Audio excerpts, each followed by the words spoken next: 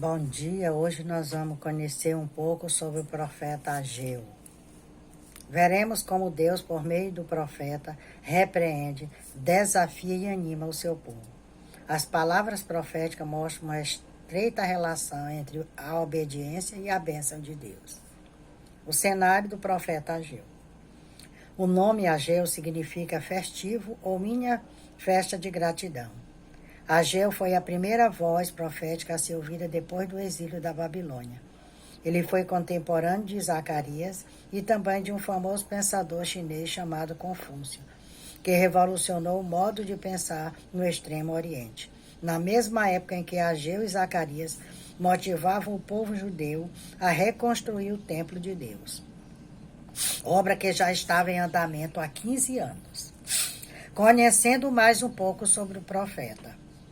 Nada se sabe sobre o profeta, Ageu ou seus descendentes. Provavelmente ele nasceu na Babilônia e foi um dos que retornou do cativeiro junto com Zorobabel, segundo o decreto de Ciro.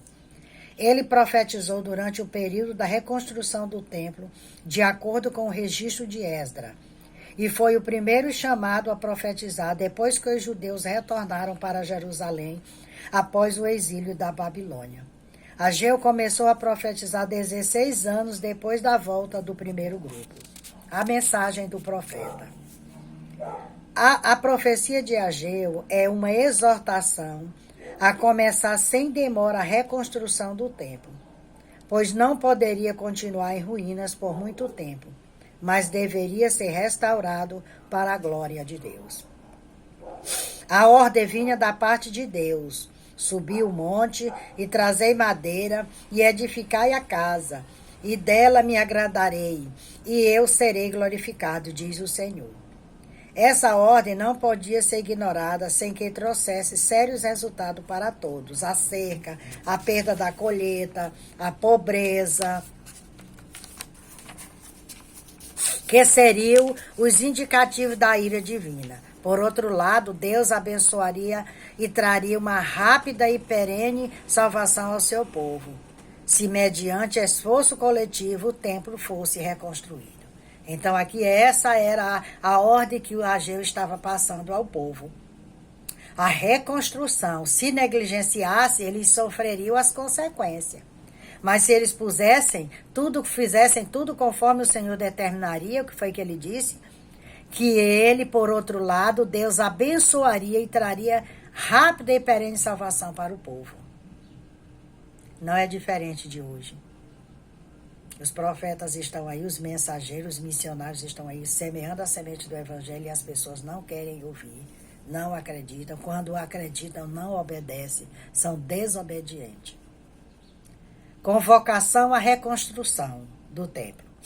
A reconstrução do templo teve o seu início assim que os primeiros deportados para a Babilônia começaram a chegar em Jerusalém. Depois de preparados os alicerces do templo, a forte oposição à obra retardou em muitos a sua edificação, o que veio a acontecer 16 anos depois. Nesse intervalo do tempo, o novo rei Dário subiu ao trono da Pérsia e tinha boa vontade para com os judeus. Sob a pregação de Ageu e Zacarias, a obra foi reiniciada dentro de 24 dias. E a obra do templo acaba em 4 anos. Então você vê aqui que naquele período eles tinham também as autoridades que eram contrárias e que havia perseguição por todos os lados, para que a obra não concluísse. E hoje não é diferente. Muitas são as perseguições, porque é bíblica, tem a palavra de Deus, tem que se cumprir, que Deus fala que no final dos tempos viriam perseguições ao seu povo. Não é diferente do período de Ageu, de Zacarias.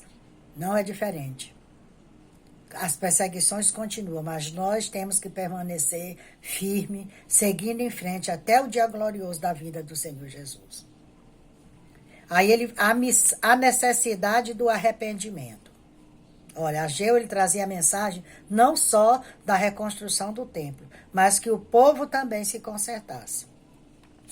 Ageu pontuou em sua mensagem que o povo deveria construir a casa de Deus, e embora ele estivesse desanimado, o Senhor os encorajou através do profeta, dizendo que se agradaria do templo e nele seria glorificado. pois o Senhor busca mais a fidelidade do seu povo do que o sucesso conquistado. Tá vendo? E muitos são aqueles que deixam o Senhor porque querem conquistar o sucesso no mundo. Não sabendo ele que quando ele está firme nos caminhos do Senhor, Deus abre as portas e Deus dá a conquista, dá a vitória.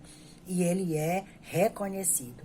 Mas porque nós temos que colocar o Senhor em primeiro lugar, para que isso aconteça. Porque se nós deixarmos o Senhor de lado, com as nossas mãos nós não conseguimos nada, não. Conseguimos porque o Senhor está no controle de tudo e de todos. O povo obedece à ordem de Deus. O recomeço da obra foi por volta de 3 semanas após a ordem de Deus. Aquele povo que havia voltado do cativeiro babilônico era um povo diferente daquele que havia morado ali antes da destruição de Jerusalém. As muitas experiências amargas em terra estrangeira fizeram com que desejasse o regresso à terra natal. Eles ficaram lá na Babilônia por muitos e muitos anos, até que mudou o reino e o Senhor trouxe-os de volta, porque o Senhor te falou isso para ele lá atrás, mas eles não ouviram a voz do Senhor.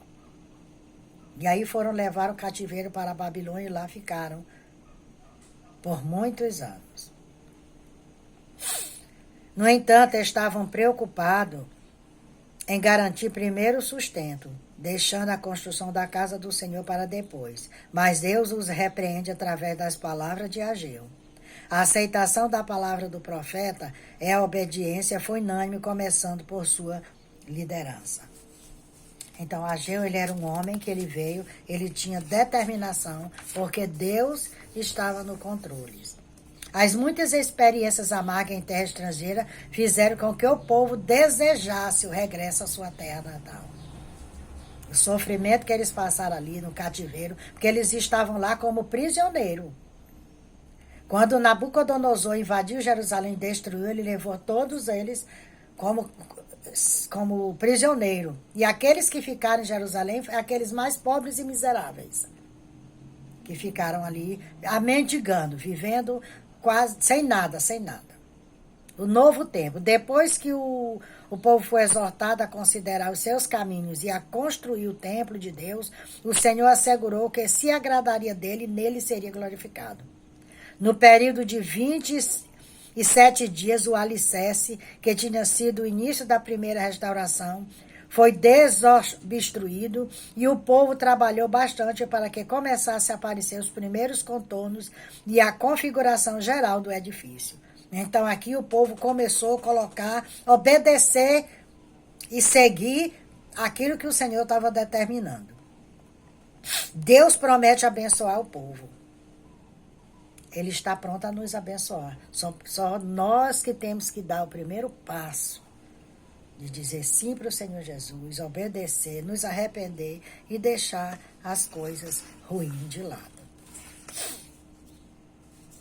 A história do povo era de escassez, mas seu futuro seria de bênção. O povo atentou para as palavras do Senhor por meio do profeta e recomeçar a obra do templo, obedecendo a ordem de Deus. Então, aqui eles passaram a obedecer.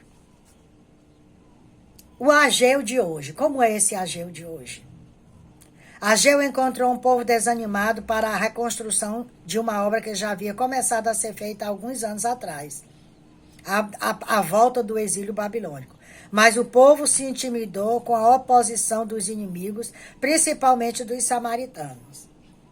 Então, era esse samaritano que estava ali impedindo que essa obra continuasse. Mas tudo estava escrito. Deus já sabia que tudo isso ia acontecer. Então, tinha que acontecer dessa maneira. A importância do encorajamento mútuo. Quando Ageu se depara com o desânimo do povo, ele exerce um papel muito importante de encorajamento. Ora, pois, esforça-te, Zorobabel, diz o Senhor, e esforça-te, Josué, filho de Josadaque, sumo sacerdote, esforçai-vos todo o povo da terra, diz o Senhor, e trabalhai, porque eu sou convosco, diz o Senhor dos Exércitos. Então, aqui eis uma palavra de encorajamento do Senhor, para que eles continuassem firme, para que a obra fosse concluída. Deus fez uma promessa a Zorobabel dizendo que faria como um anel de selar. O anel de selo continha o nome do rei e era isso que validava os documentos daquela época. O anel de selar, portanto, representava a autoridade do rei. Zorobabel, governador de Judá e descendente de Davi, seria o anel de selar de Deus, seu representante oficial na terra. Essa profecia ultrapassa Zorobabel, remetendo para o Messias que haveria de vir. Olha só. Então, lá atrás, eles já estavam profetizando, o Senhor já estava fazendo algo que estava trazendo referência à vinda de Cristo, que é o que do século 21. É o que o Cristo que temos hoje que está aqui para nos resgatar, para nos salvar, para nos levar para morar no paraíso. O profeta Ageu usa a história para celebrar a glória suprema do templo messiânico, dividido que ainda estava por vir, e incentiva as pessoas para a promessa de paz, prosperidade, governo divino e bênção ainda maiores durante o milênio. Dando a nossa limitação, nem sempre conseguimos enxergar a grandeza dessas bênçãos, porque ficamos focados apenas nas bênçãos materiais. Então é isso que acontece hoje. As igrejas estão lotadas, mas de pessoas que querem a bênção material. Eles esqueceram-se das bênçãos espirituais. Você vê que aqui, enquanto o povo estava preocupado como eles iam se manter, nada dava certo.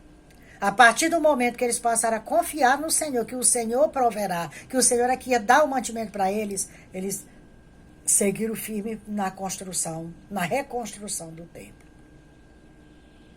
Que nós venhamos meditar profundamente nessa palavra de Ageu. Aqui foram algumas partes de Ageu. Então leia a Bíblia para que você possa conhecer mais da história de Ageu, de todo o trabalho que esse profeta realizou no século passado. E que traz para hoje, o século 21, como é que esse povo vive. O que eles colocam como prioridade? As bênçãos materiais. Nós temos que colocar as bênçãos espirituais como prioridade na nossa vida. Que o Senhor Jesus venha nos abençoar, que venha nos guardar, porque nós só vivemos pela misericórdia dele. Aí diz assim, ó, o relacionamento com Deus deve ser a prioridade de todo cristão, pois ele é o combustível que mantém acesa a chama da esperança em tempos difíceis. Que você venha meditar nessa palavra aqui. Me siga lá no YouTube, Raimunda Nunes, Mensagem de Salvação. Compartilhe os meus vídeos para que mais pessoas possam ser alcançadas com essa mensagem de salvação. Se Deus me permitir, amanhã estarei aqui novamente.